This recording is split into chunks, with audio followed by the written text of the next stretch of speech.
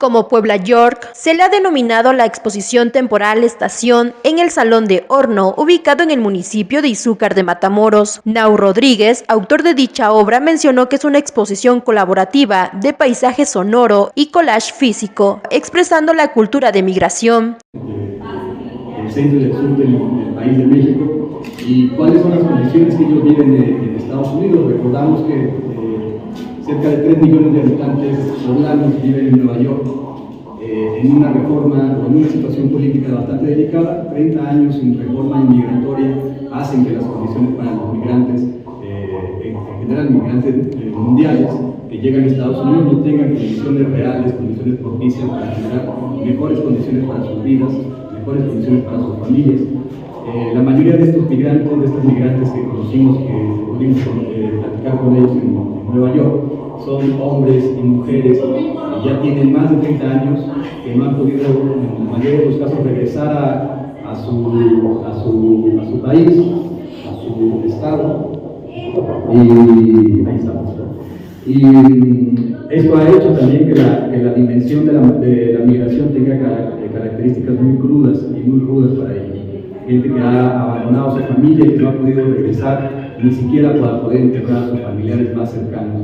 Las historias de migración que pudimos conocer, que pudimos escuchar, nos revelan la claridad y la emoción y el corazón que pone la gente para poder vivir y para poder salir adelante en Estados Unidos.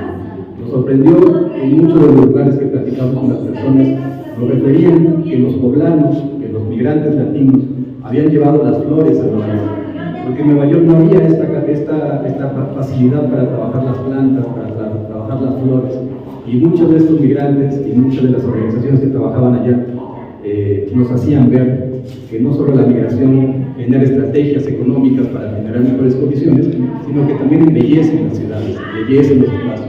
Gracias a esta interculturalidad, a esta multiculturalidad que se vive en los países, vamos a generar también estrategias importantes para salir adelante.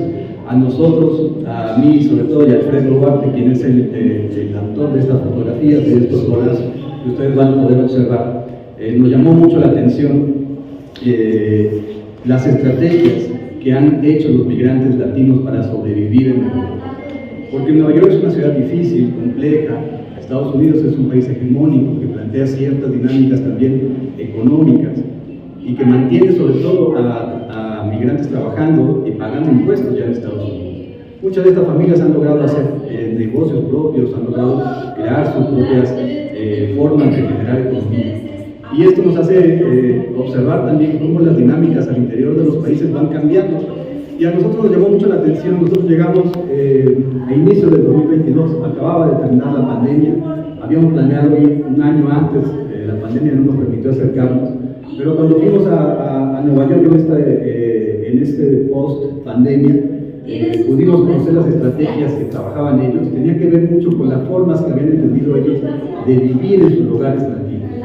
Y ustedes lo pueden ver, las estrategias de vida comunitaria no solamente sobrepasan a las comunidades indígenas, a las comunidades rurales, sobrepasan a los niveles en acciones cotidianas que generan estrategias de solidaridad, de hermanamiento, crean estrategias de tequio, crean estrategias comunitarias que además generan beneficios también para los propios americanos.